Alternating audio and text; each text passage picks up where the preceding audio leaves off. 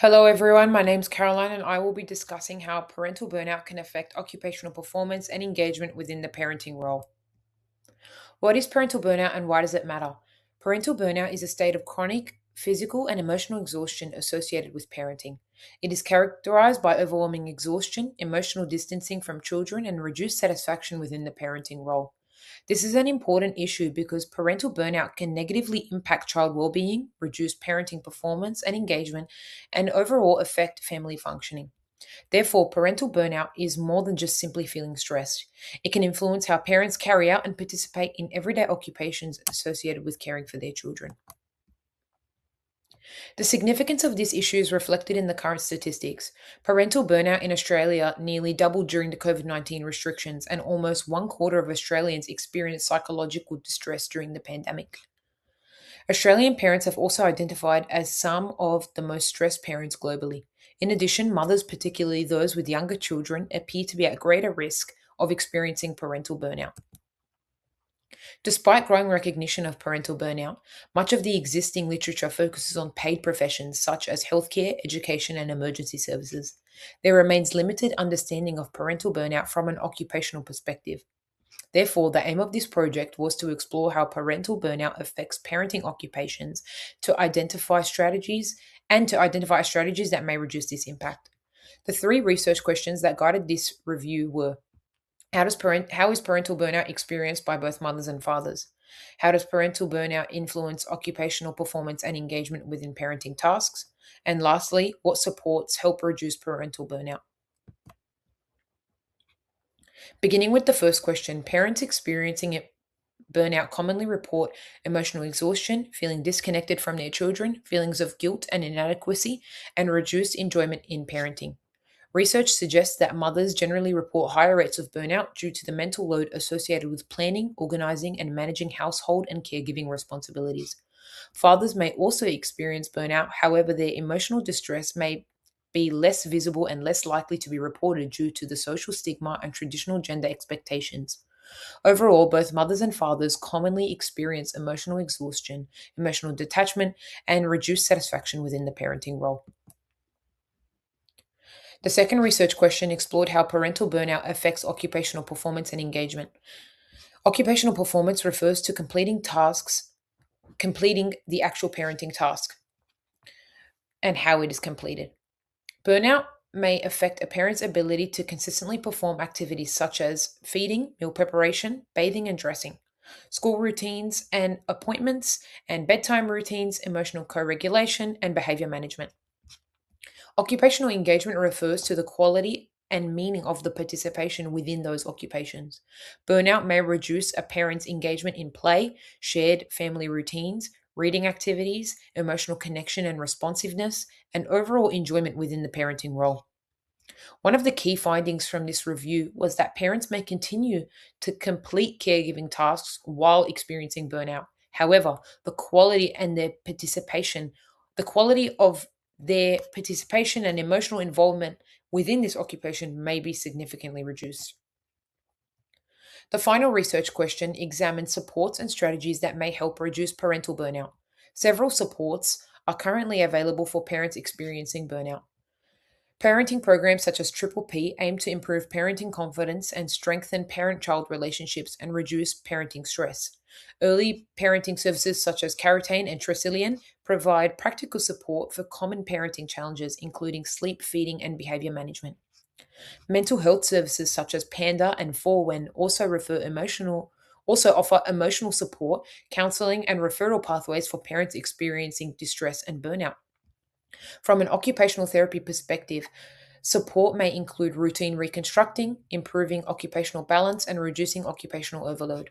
Occupational therapists can help parents develop sustainable routines and support participation in meaningful occupations that promote well-being and reduce burnout.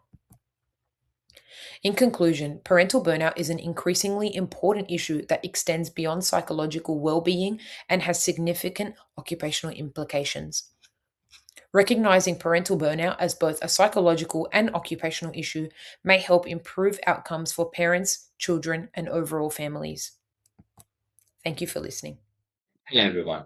Paramedics deliver care in unpredictable, chaotic settings where they encounter trauma, death, violence, and human suffering with minimal immediate support. This combination creates conditions highly favorable to developing burnout. Today, I'll walk you through three questions. How do paramedics experience burnout? How does it impact their clinical performance? And what protects them? So let us begin. Through systemic review by Lorna and colleagues in 2020, we know that nearly half to two-thirds of paramedics are emotionally exhausted. These rates are just below nurses. Burnout is hitting early career paramedics faster than ever before. This isn't about weak individuals.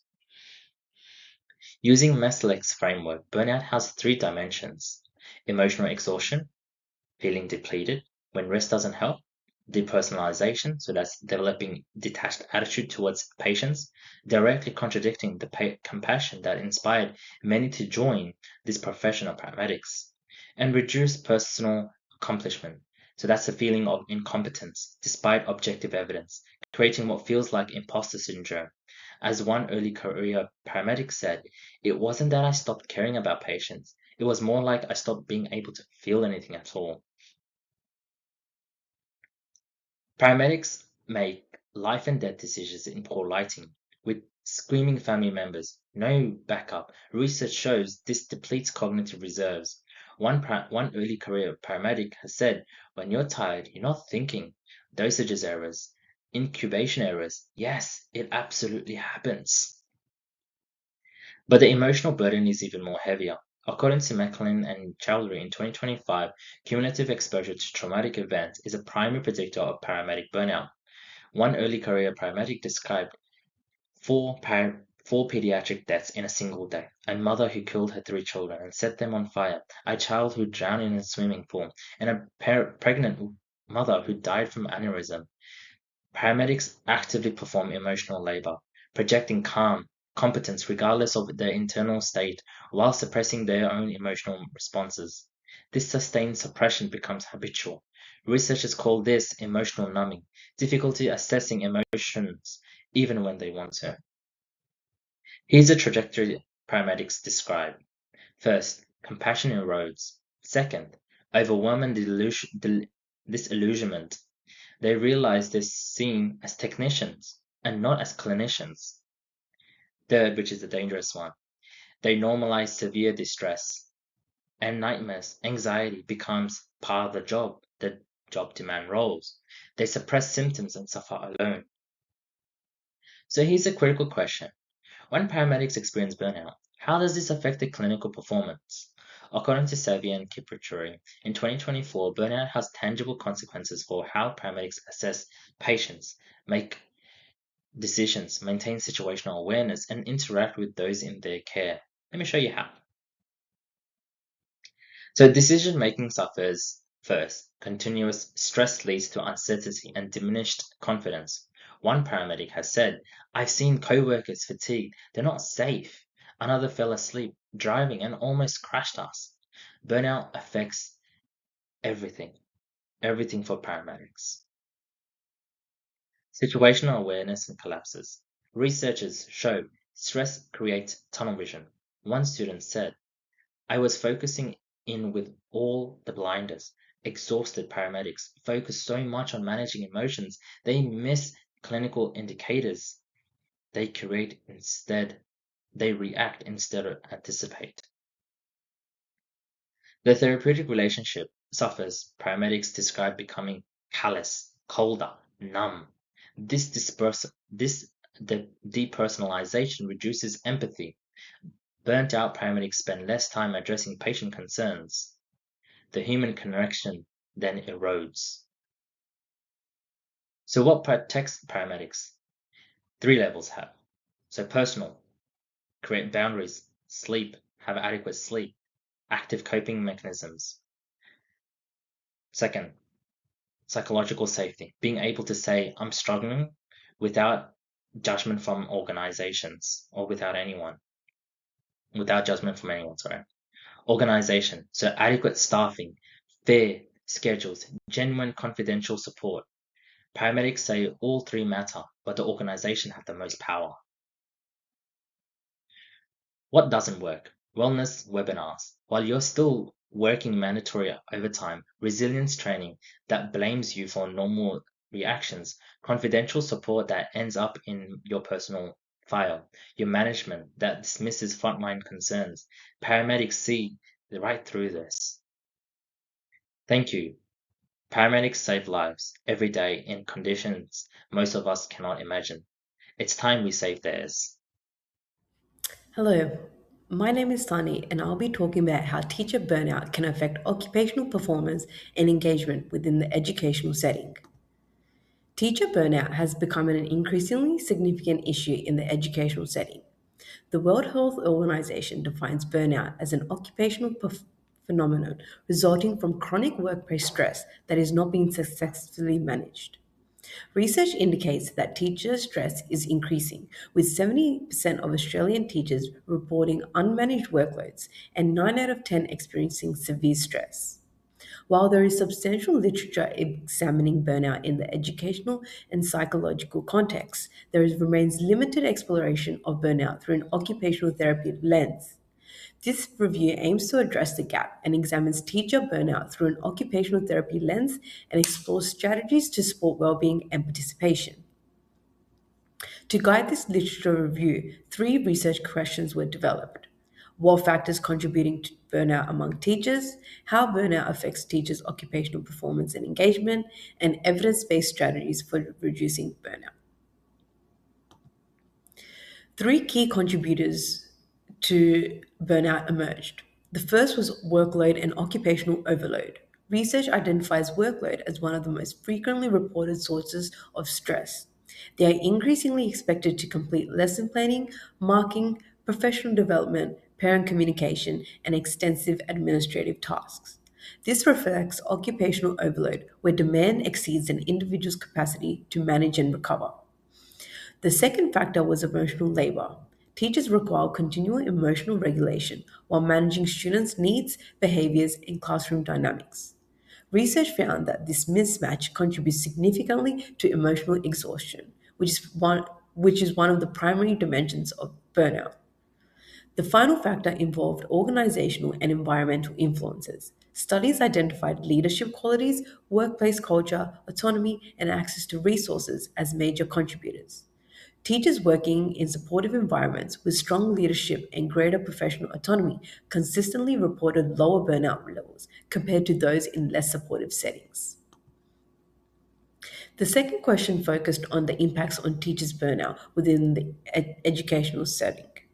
Research demonstrated associations between burnout and impairments in executive functioning, memory, attention, and decision making. These impairments may affect lesson planning, classroom management, assessment practices, and professional judgment. Burnout also impacts occupational engagement and participation.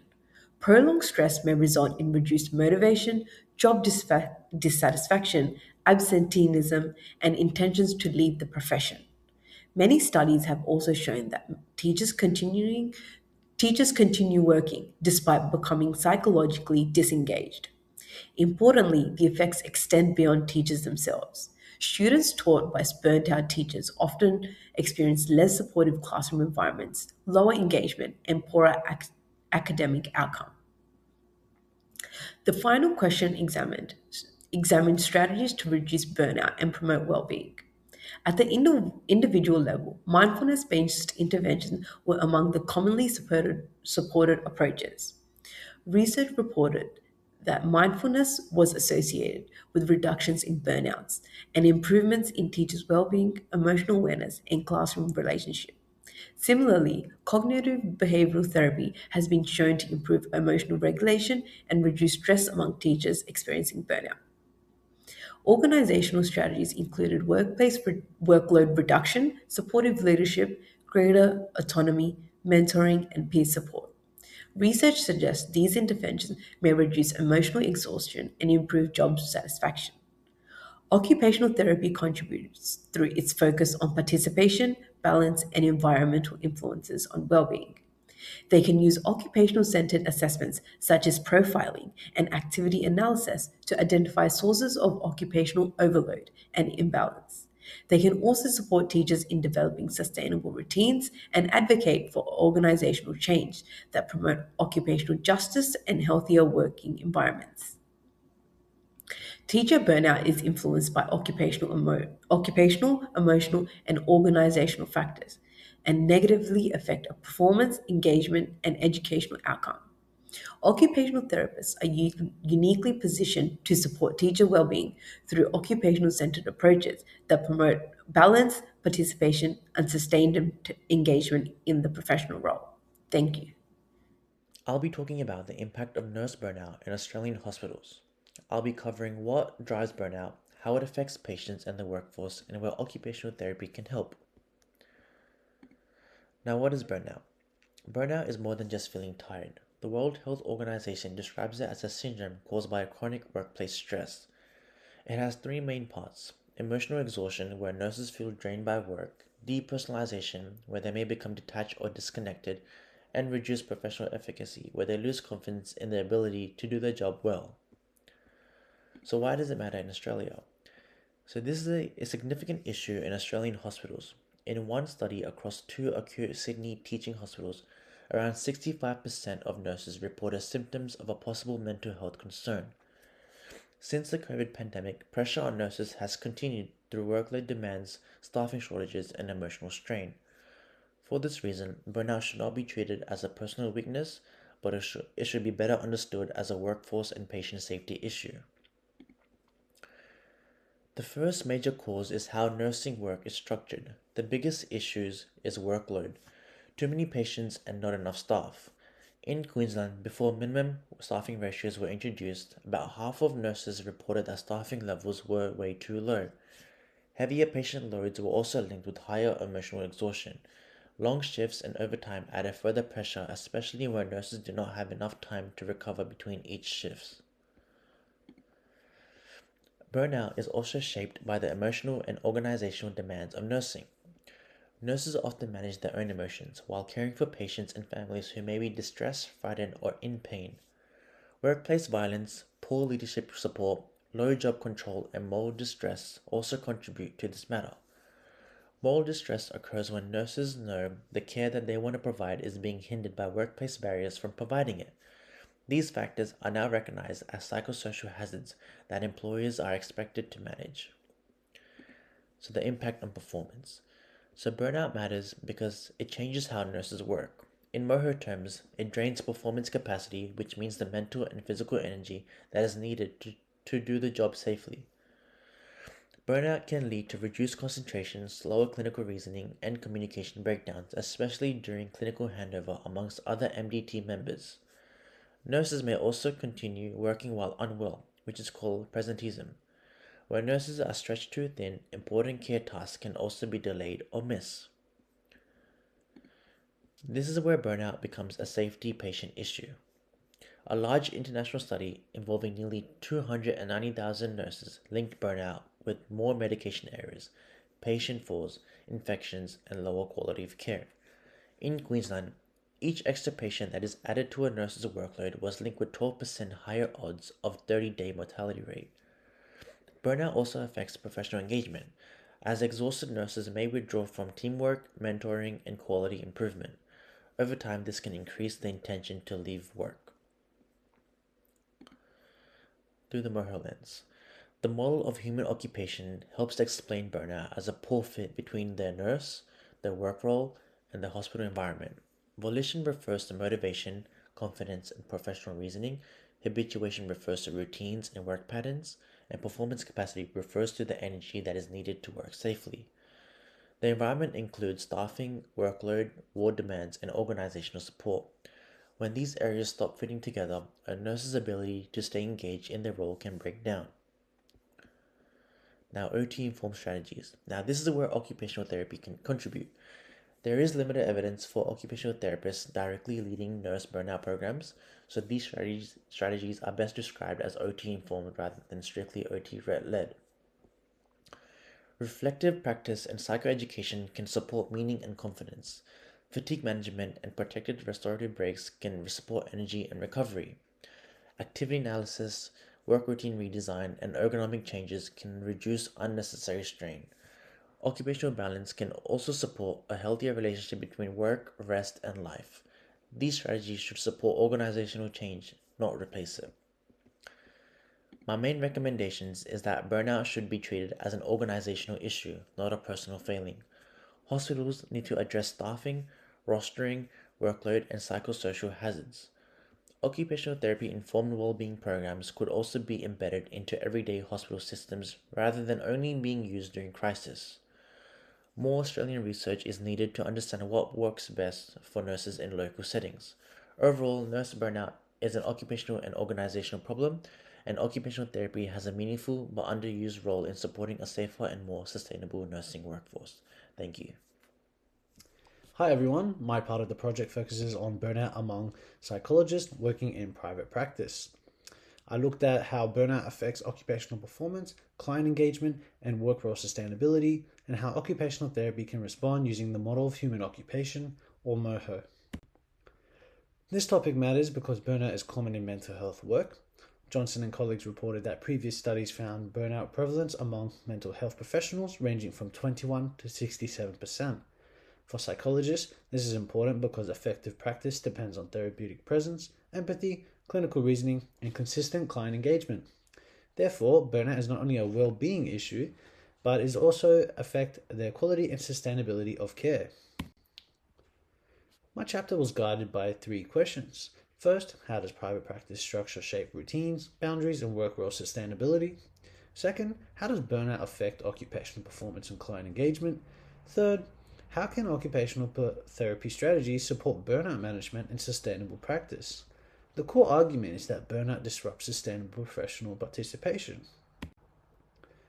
Private practice can support meaning and autonomy because psychologists may have more control over their caseload, hours, and therapeutic approach.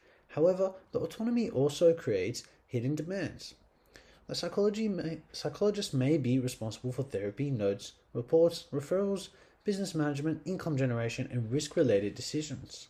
So private practice is not only about doing therapy, it is also about managing the conditions that allow therapy to occur. This structure reshapes routines and boundaries. Back-to-back emotionally demanding sessions, documentation outside usual hours, and limited recovery time can be normal parts of the week. Boundaries can also blur when clients' need, ethical responsibility, income pressure, and reputation all sit with the same practitioner. Over time, recovery and role balance become harder to protect. Burnout then affects occupational performance. Emotionally, psychologists may experience reduced empathy, responsiveness, and therapeutic presence.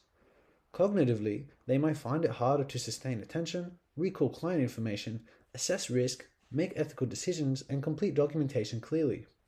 These tasks are central to safe and effective psychological practice. Burnout can also affect client engagement. A psychologist may still attend sessions and complete required tasks, but with reduced capacity to prepare deeply, respond flexibly, or remain consistently emotionally available.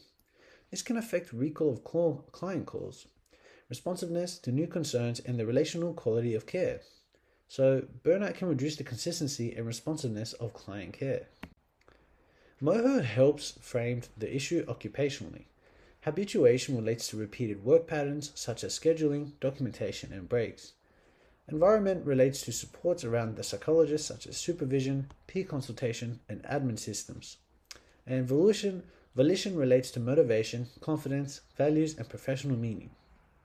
This framework helps identify what part of the occupational pattern needs to change. The first OC strategy is workload and routine redesign. This could involve mapping the weekly schedule, spacing high-intensity clients, protecting documentation time, and scheduling recovery after complex sessions. The goal is to reduce cumulative fatigue so attention, clinical reasoning, and therapeutic presence are easier to sustain. The second strategy is professional support planning and environmental modification. This may include regular supervision, peer consultation, documentation templates, referral pathways, and admin support where possible. These supports reduce isolation and decision burden while creating the structure for reflection after complex client work. The third strategy is values-based, occupational re-engagement, and this is not just self-care. It involves reviewing whether current work patterns still align with professional values, while rebuilding restorative occupations such as sleep, exercise, leisure, family time, and social connection. This supports motivation, meaning, and recovery capacity. My recommendations are that psychologists complete regular workload and routine reviews, establish clear support systems, use templates and pathways to reduce cognitive load, and protect occupational balance. The key point is that best practice should change the conditions of work, not only ask psychologists to cope better. The broader implication is that burnout prevention can be an occupational therapy issue. OTs can apply occupational analysis to emotionally and cognitively demanding professional roles by looking at routines, roles, environments, and occupational balance. This links to the wider group project because burnout across duty of care roles is shaped by how caring work is organized, supported, and sustained. The final slides include the key sources used in my chapter. Overall, my chapter argues that for private practice psychologists, protecting occupational performance and client engagement requires practical changes that support both practitioner well-being and quality client care. Thank you.